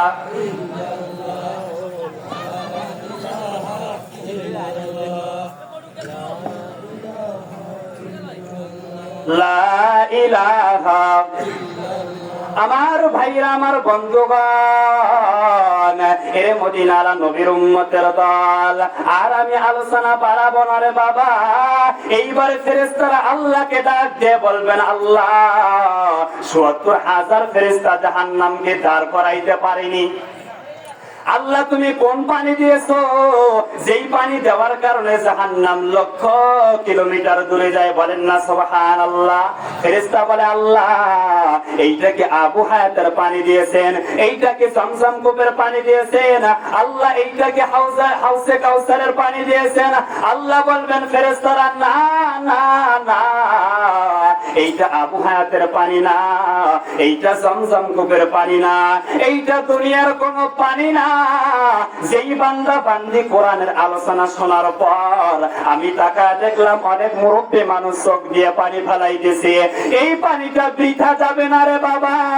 আর যাদের চোখ দিয়ে পানি পড়ে যায়, আপনারা টিস্যু দিয়ে কখনো মুছবেন না, কারণ আমাদের আলেমরা, আমাদের ওস্তাদরা বলে, আকাবিররা বলে, কঠিন কিয়ামতের ময়দানে এই বান্দার চোখ থেকে যে পানি পড়েছিল, এই চোখের ভেতরে পানি যখন লাগানো থাকবে, আল্লাহ বলবেন, আমার নবীর উম্মত, আমার নবীর আশিক আলোচনা শোনার পর চোখ দিয়ে পানি ঝরাইছে, এই উম্মতকে আমি জান্নাতে প্রবেশ করাবো। বলেন না সুবহানাল্লাহ।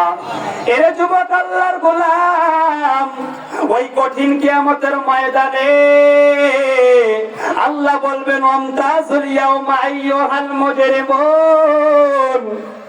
এরে আল্লাহর গোলাম যুবক, ভূমিকম্প আসলে দুনিয়াটা যেমন থরথর করে কাঁপে রে বাবা, সাইক্লোন আসলে মানুষের ঘরের টিনগুলো যেমন উড়ে উড়ে অন্য জায়গায় চলে যায়, মানুষরা সবাই ভয় পেয়ে যায়। ঠিক কিয়ামতের ময়দানে সমস্ত মানুষগুলো এক জায়গার ভেতরে থাকবে, কে ইমানদার কে বেঈমান কে নাফরমান। আল্লাহ যখন একটা হাত দেবে বেঈমান মানুষরা যাইতে থাকবে না, কিন্তু এমন জোরে হাত দেবে, হাত দেওয়ার সঙ্গে সঙ্গে এই বেঈমান নাফরমান মানুষগুলো অনেক দূরে গিয়ে পড়বে। আল্লাহ বলবেন ফেরেশতারা এখন বান্দাদেরকে তোমরা আমলনামা দাও। সেই ইমানদার মানুষরা এখানে দাঁড়িয়ে আছে তাদেরকে ডান হাতের ভেতরে আমলনামা দিয়ে দাও। বলেন না সুবহানাল্লাহ। লিল্লাহি তাকবীর। আল কোরআনের আলো, আল হাদিসের আলো, লিল্লাহি তাকবীর। আমরা সকলে ডান হাতে আমলনামা নিতে চাই কি চাই না? একটু হাত তোলেন কে কে ডান হাতে আমলনামা নিতে চান। নারায়ে তাকবীর। আল কোরআনের আলো, আল হাদিসের আলো।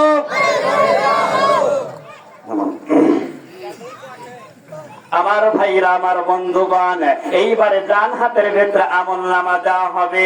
আল্লাহ বলবেন ও ফেরেশতারা যাও যাও জলদি করে চলে যাও ওই ইমানদার মানুষদেরকে, সেই মানুষটা ফজরের সময় নামাজ পড়েছে, কঠিন শীতের ভেতরেও বান্দা তাহাজ্জুদ বাদ দেয় নাই, কঠিন শীতের ভেতরেও বান্দা কোরআনের আলোচনা শুনেছে, ওই বান্দার ডান হাতের ভেতরে আমলনামা দিয়ে দাও।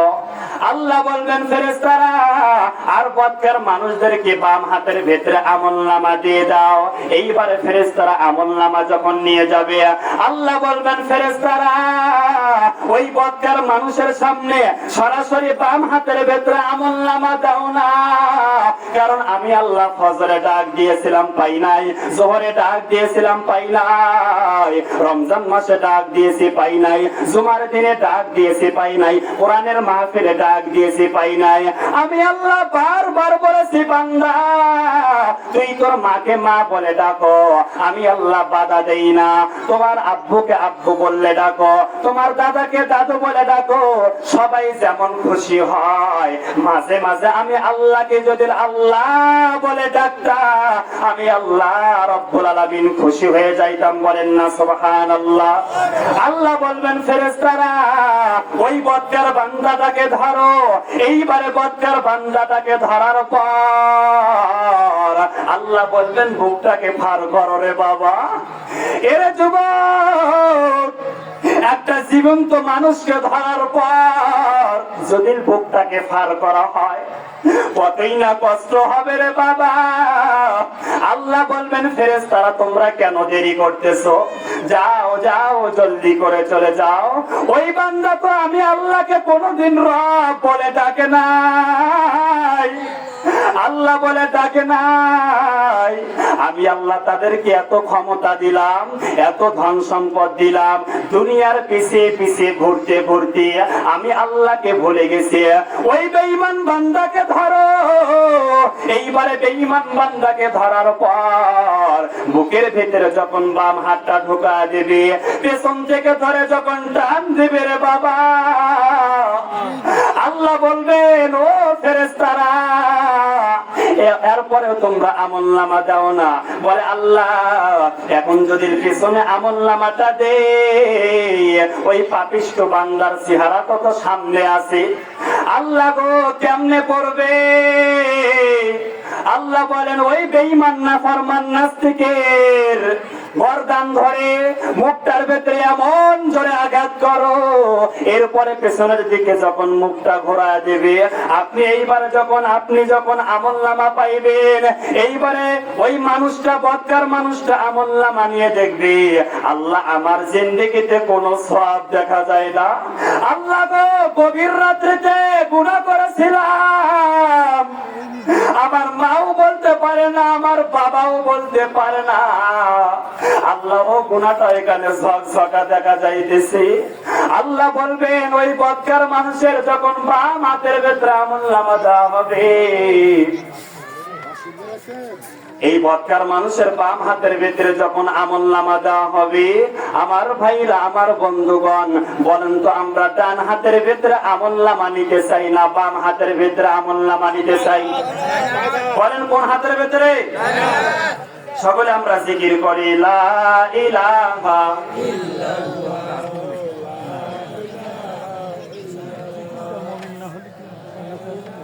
জোরে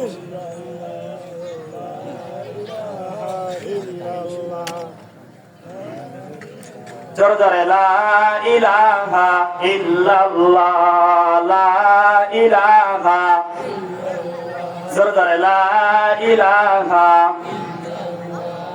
আমার ভাইরা, আমার বন্ধুগণ, পর্দার অন্তরালের মা বোনেরা গো, আপনাদের জন্য কিছু আলোচনা করে যায়। আয়েশা জিজ্ঞেস করেন, নবী গো, কাল কিয়ামতের ময়দানে কোন নারীগুলো হাসতে হাসতে জান্নাতের ভেতরে প্রবেশ করবে? আল্লাহর নবী ডাক দিয়ে বলে, আয়েশা, পৃথিবীবাসী মানুষদেরকে বলে দাও, মহিলা মানুষদেরকে বলে দাও, তারা যদি 4টা আমল করে, 1 নম্বরে 5 ওয়াক্ত নামাজ পড়ে, 2 নম্বরে যদি রমজান মাসে রোজা রাখে, আর 3 নম্বরে যদি তারা স্বামীর খেদমত করে, 4র্থ নম্বরে তারা যদি পর্দা করে, আমি নবীজি বলে দিলাম কাল কিয়ামতের ময়দানে 4টার বিনিময়ে, 4টা আমলের বিনিময়ে আমি আল্লাহ রাব্বুল আলামিন 8টা জান্নাত দান করে দেব। বলেন না সুবহানাল্লাহ। তাহলে 5 ওয়াক্ত নামাজ আমাদের পড়া দরকার আছে কি নাই? পুরুষদের যেমন দরকার, মহিলারও তেমন। এরপরে রমজান মাসের রোজা পুরুষদের জন্য ছাড়, মহিলাদের জন্য মনে হয় পড়া লাগবে, এমন কি? পুরুষরাও করা লাগবে, মহিলারাও। আল্লাহ যে আপনার আমার উপর রমজান মাসের রোজা ফরজ করলেন, রমজান মাসে রোজা থাকার পরেও এক ধরনের মানুষ আমরা রোজা রাখি না, হাতের ভেতরে বিড়িটা নেওয়ার পর টানতে টানতে রাস্তা দিয়ে যাই। কেউ যদি বলে রমজান মাসে রোজার দিন, সাইডে একটু খাও, বলে আমার বাপের টাকা দিয়ে আমি খাবো, তাহলে তোমার কি? বলে কি বলে না? তবে এই যে রমজান মাসে একটা রোজার দাম আছে কি আছে না? হায়াতুল হায়াওয়ান নামক কিতাবের ভেতরে লেখা হয়, উড়ান্ত পাখিদের ভেতরে সব চাইতে কাকের হায়াত বেশি। কিসের হায়াত বেশি? কাক। একটা কাক পৃথিবীতে আসার পর 2টা পাখার উপরে ভর করবে, উড়তে উড়তে শৈশব কালটা যখন চলে যাবে, যৌবন কালটা যখন চলে গেল, বৃদ্ধ কালটা চলে গেল, বয়স হয়ে গেল, এরপরে কাকটা যে মারা গেল, আল্লাহর নবী বলেন, সাহাবীরা তোমরা ভালো করে শুনে রাখো, এই কাকটা ওই ছোট্ট থেকে যে ওড়া শুরু করলো, যত দূর গিয়ে মারা গেল। একটা মানুষ যদি রমজান মাসে একটা রোজা রাখে, একটা রোজা রাখার কারণে কাকটা যেমন যত দূর পর্যন্ত গিয়ে মারা গেল, ওই মানুষটা জাহান্নাম থেকে তত দূর পর্যন্ত থাকবে। বলেন না সুবহানাল্লাহ। তাহলে রমজান মাসে রোজা রাখা দরকার আছে কি নাই? 3 নম্বরে স্বামীর খেদমত। মহিলা মা বোন যারা আমরা আছি, তারা স্বামীর খেদমত করব। 14র্থ নম্বরে খাস পর্দা। একদিন সমস্ত আল্লাহ রাসূলের বিবিরা, আয়েশা সহ, উম্মে সালমা, উম্মে হাবিবা, এরপরে জয়নব, কুলসুম, মাইমুনা, সমস্ত স্ত্রীরা রুমের ভেতরে বসার পর আল্লাহর রাসূলকে বললেন, হে আল্লাহর রাসূল, আপনি একটু বলেন তো দেখি সব চাইতে কোন স্ত্রীকে বেশি ভালোবাসেন? আল্লাহর নবী তখন মুস্কি হাসি দিয়ে বললেন, এখন যদি আমি প্রশ্নের জবাব দেই, আয়েশা তোমাকেই বেশি ভালোবাসি, অন্য স্ত্রীরা তখন মন খারাপ করবে। করবে কি করবে না? আল্লাহ রাসূল বললেন, আজকে আমি তোমাদের প্রশ্নের জবাব দেব না, আল্লাহ যদি বেঁচে রাখে আগামীকালকে তোমাদের এই প্রশ্নের জবাব দেব। এই রাত্রে আল্লাহ রাসূল আয়েশার ঘরে চলে গেলেন। আসসালামু আলাইকুম, আয়েশা তুমি কেমন আছো? আমি তোমাকে 2টা খেজুর দিলাম, অন্য কোন বিবিকে বলো না। আয়েশার ঘর থেকে বের হলেন, উম্মে সালমার ঘরে চলে গেলেন। উম্মে সালমার ঘর থেকে চলে যাওয়ার পর উম্মে হাবিবার ঘরে চলে গেলেন। এইভাবে সমস্ত বিবির ঘরে চলে গেল। পরের দিন যখন জিজ্ঞেস করলো, হুজুর আপনি কাকে সবচাইতে বেশি ভালোবাসেন? তখন আল্লাহ রাসূল মুস্কি হাসি দিয়ে বললেন, হেসে হেসে কথা বলা মুস্কি হাসি দেওয়া সদ্গার সমতুল্য। এজন্য মানুষের সামনে আমরা হেসে হেসে কি করব? কথা বলবো। আল্লাহ রাসূল মুস্কি হাসি দিয়ে বললেন, গত রাত্রে আমি যেই বিবিকে 2টা খেজুর দিয়েছি, আমি ওই বিবিকেই সবচাইতে বেশি ভালোবাসি। বলেন না সুবহানাল্লাহ।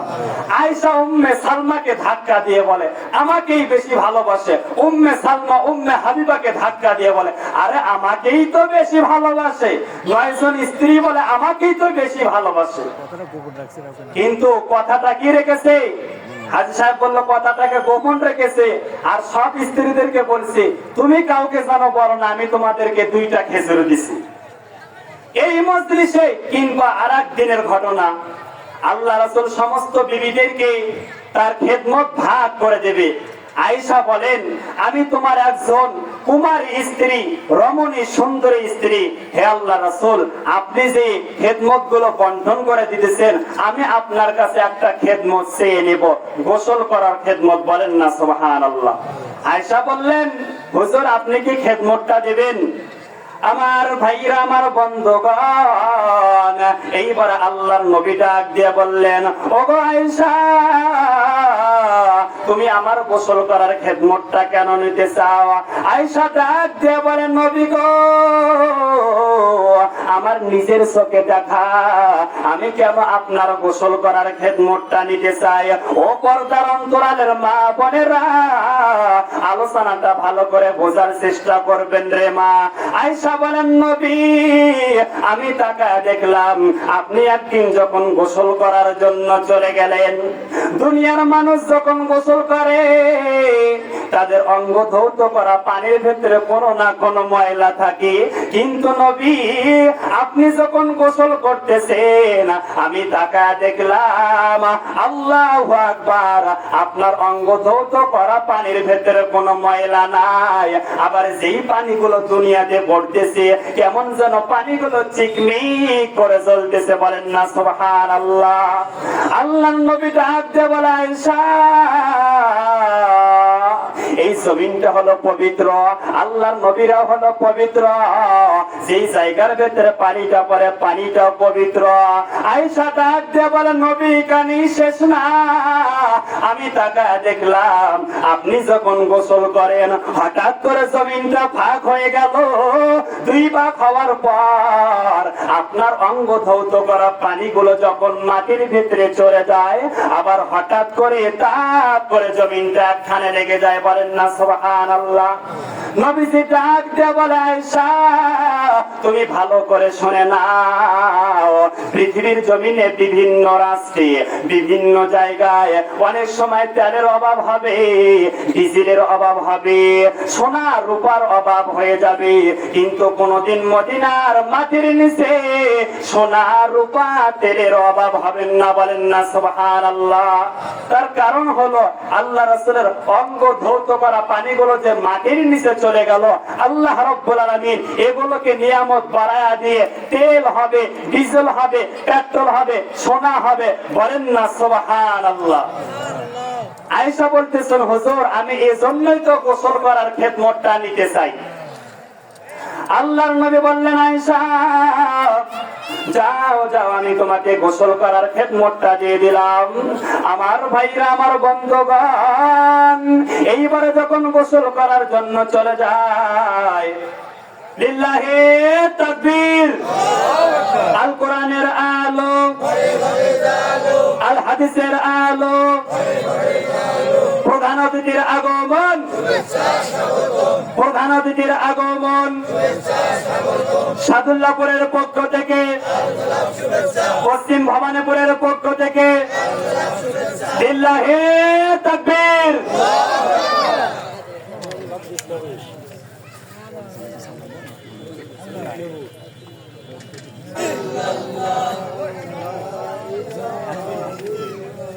ইলাহা ইল্লাল্লাহ, লা ইলাহা। সম্মানিত প্রিয় ভাইরা আমার, আসলে আল্লাহ রাব্বুল আলামিন জমিনকে সাজাইছে আলেম ওলামা দিয়ে। কি দিয়া? জোরে বলেন, কি দিয়া? আসমানকে সাজাইছে তারকা দিয়া। আপনারা তাকায় দেখেন, আল্লাহ রাসূল বলেন দুনিয়ার যে আলেম ওলামা আছে তাদের দিকে তাকাইলেও গুনাহ খাতা মাফ হয়ে যায়। বলেন না সুবহানাল্লাহ। সকলে জিকির করে, লা ইলাহা ইল্লাল্লাহ, লা ইলাহা। আমার ভাইরা, আমার বন্ধুগণ, এরে মদিনালা নবীর উম্মতের দল, আল্লাহর নবী বললেন, আয়েশা যাও যাও, আমি তোমাকে গোসল করার খেদমত দিয়ে দিলাম। আয়েশা বলে, হুজুর আলহামদুলিল্লাহ, আমি অনেকটাই খুশি হয়ে গেলাম। এইবারে যখন আল্লাহর নবী, বিশ্ব নবী জনাবে মুহাম্মদুর রাসূলুল্লাহ সহ আয়েশা সহ যখন গোসল করতে চলে গেলেন, গোসল করতে যখন চলে গেলেন, আল্লাহর নবী যখন সামনে গিয়ে জলচকের উপরে বসে পড়ল, জলচকের উপরে বসে পড়ার পর আল্লাহর নবী বললেন, আয়েশা, ও আয়েশা, তুমি আমার এই জায়গার ভেতরে একটু ডলে দাও। এই পর্যায়ে আল্লাহর নবীর স্ত্রী আয়েশা স্বামীর খেদমত করতে পায় এত খুশি হয়েছে। আল্লাহর নবী যখন সামনের দিকে ঢলে, সামনের দিকে যখন একটু ঝুঁকে যায়, হঠাৎ করে আয়েশার দুইটা আঙ্গুল জল চোখের পায়ের নিচে যখন পড়ে যায়, আল্লাহর নবী যখন পেছনের দিকে ব্যাক করে বসে পড়ে, আল্লাহর নবী বলে, আয়েশা, তুমি আর আমি এখানে গোসল করতেছি, দুনিয়ার কোন মানুষ জানে না। ও আয়েশা, এই পানির সঙ্গে লাল রঙের কি বয়ে যায়? আল্লাহর নবী বললেন, আয়েশা, তুমি কেন কথা বলো না? আবার আল্লাহর নবী জিজ্ঞেস করে, ও আমার স্ত্রী আয়েশা, তুমি কেন জিজ্ঞেস করো না? হঠাৎ করিয়া আপনার আমার নবী পিছনের দিকে তাকায় দেখে আয়েশার গালের গোস্তগুলো থরথর করে কাঁপে, চোখ দিয়ে ঝরঝর করে পানি পড়তে থাকে। আল্লাহর নবী ডাক দিয়ে বলে, আয়েশা, আমি কি তোমাকে কষ্ট দিলাম? আয়েশা বলে, হুজুর না না, আপনি যখন সামনের দিকে ঝুঁকে গেছিলেন আর আমার দুইটা আঙ্গুল জলচকের নিচে যখন পড়ে যায়, ও নবী গো, এই যে পানির সঙ্গে লাল রঙের বয়ে যায়, আমার বৃদ্ধা আঙ্গুলটা ফেটে যায়। নবী ডাক দিয়ে বলে, আয়েশা রে, তুমি যদি আমারে দাঁড়াইতা বলতা, আমি নবীজি দাঁড়াইতাম। আয়েশা বলেন, নবী গো,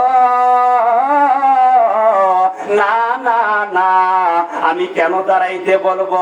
আমি আয়েশা বলি, আমার পায়ের আঙ্গুল দূরের কথা, আমার যদি কলিজা পড়ে যাইতো, আমার যদি কলিজা যাইতো, এরপর আপনি নবীকে আমি বসা থেকে দাঁড়াইতে বলতাম না। বলেন না সুবহানাল্লাহ। জোরে জোরে জিকির করি, লা ইলাহা ইল্লাল্লাহ, লা ইলাহা। সম্মানিত প্রিয় ভাইরা আমার, আমি ৭৬টা হাদিস থেকে একটি হাদিস বলে শেষ করব। ২-১ মিনিট আমরা কথাটা শুনবো, কারণ আমাদের সন্তান পৃথিবীর জমিনে এসেছে। যারা যুবক ভাই আমরা আছি, তারা একদিন বিবাহ শাদী করব, তাদেরও সন্তান আসবে, তাদেরও হাদিসটা জানা দরকার। যারা বাবা আছেন তাদেরও জানা দরকার, যারা মা আছেন তাদেরও জানা দরকার। সন্তান যখন পৃথিবীতে আসে, তখন বাবা হিসাবে, দাদা হিসাবে 11টা হক, 11টা অধিকার থাকে। কয়টা? জোরে বলেন, কয়টা? ১ নম্বর অধিকার হলো, সন্তান যখন পৃথিবীতে আসলো, আপনি বাবার দায়িত্ব হলো ছেলে না মেয়ে, সর্বপ্রথম আপনি যখন শুনেছেন সন্তান পৃথিবীতে এসেছে, আপনাকে বলা লাগবে আলহামদুলিল্লাহ। কিন্তু আমরা কি বলি? আমরা বলি ছেলে না মেয়ে, বলে কি বলে না? ২য় নম্বরে, এই সন্তান পৃথিবীতে আসার পর ছেলে কিংবা মেয়ে, ডান কানে আজান, বাম কানে ইকামত দিতে হবে। কিন্তু হাসপাতালে যখন বাচ্চা হয়, তখন টাকা নিয়ে হুড়াহুড়ি বাজে, আজান দেওয়ার কথা কি মনে থাকে? বলে ১,০০০ দিতে হবে না, ৩,০০০ দিতে হবে। বাচ্চাকে পরিষ্কারই পারে না, আজান থাকলো দূরের কথা। হয় কি হয় না? ৩য় নম্বরে তাহনিক, অর্থাৎ মিষ্টি জাতীয় জিনিস খাওয়া লাগবে। ১৪ নম্বরে আকিকা করা লাগবে। ৫ম নম্বরে অর্থবোধক একটা নাম রেখে দেওয়া লাগবে। ৬ নম্বরে কোরআনের শিক্ষায় শিক্ষিত করা লাগবে। কারণ আল্লাহ বলেন, উতলু মা উহিয়া ইলাইকা মিনাল কিতাব, হে নবী, আপনার উপরে যে কিতাব নাযিল করা হয়েছে তা তোমরা তেলাওয়াত করো। ওয়া আকিমিস সালাহ, এরপরে তোমরা নামাজ কায়েম করো। ইন্নাস সালাতা তানহা আনিল ফাহশাই ওয়াল মুনকার, এই নামাজ নিশ্চয় অশ্লীল এবং খারাপ কাজ থেকে দূরে রাখবে, বলেন না সুবহানাল্লাহ। 7 নম্বর, 7 বছর বয়সে নামাজে দাঁড় করানো। কি করা? 8 নম্বর, ওই সন্তানকে কষ্ট জাতীয় কিছু জিনিস শেখানো, যেমন ঘোড়া চালানো, সাঁতার কাটানো। এখন আপনি বলবেন হুজুর এটা আবার কেমন কথা, ঘোড়া চালানো শেখান লাগবে, অর্থাৎ কষ্ট জাতীয় জিনিস। আপনি কৃষক মানুষ, আপনার সন্তানটাকে একটু কাজ করাও শেখাইবেন, কারণ আপনি যদি হঠাৎ করে মারা যান তখন ওই সন্তানটাকে পরিবারের সাথে মিশা লাগবে কি লাগবে না? 9 নম্বর দায়িত্ব হলো ছেলে কিংবা মেয়ে হলে বিবাহ দেওয়া এবং বিবাহ করানো।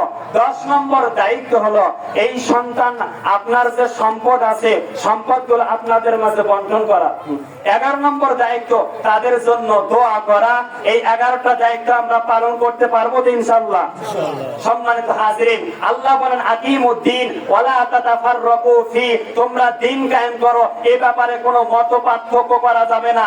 নামাজ নিয়ে মত পার্থক্য থাকে, জানাজা নিয়ে মত পার্থক্য থাকে, কিন্তু দিন কায়েম করো এই ব্যাপারে কি কোনো মত পার্থক্য করা যাবে? আমাদের এইবারে সুযোগ এসেছে, আপনারা স্ব জায়গা থেকে আমরা সবাই চাই এই বাংলার জমিনে কোরআনের আইনটা বাস্তবায়ন হয়। চাই কি চাই না? কে চাই? জোরে হাত তোলেন। লিল্লাহে তাকবীর, লিল্লাহে তাকবীর। হে আল্লাহ, আপনি তাকা দেখেন এই গভীর রাত্রিতে আমরা যুবক ভাইরা, মা বোনেরা আপনার কাছে দোয়া করি আমরা যেন দেখে যেতে পারি বাংলার জমিনে দিন কায়েম হয়েছে, কোরআন দিয়ে যেন দেশটা পরিচালনা হয়। সকলে পড়ে আল্লাহুম্মা আমিন। আমি আমার সংক্ষিপ্ত আলোচনা এখানে শেষ করলাম। আসসালামু আলাইকুম ওয়া রাহমাতুল্লাহি ওয়া বারাকাতুহু।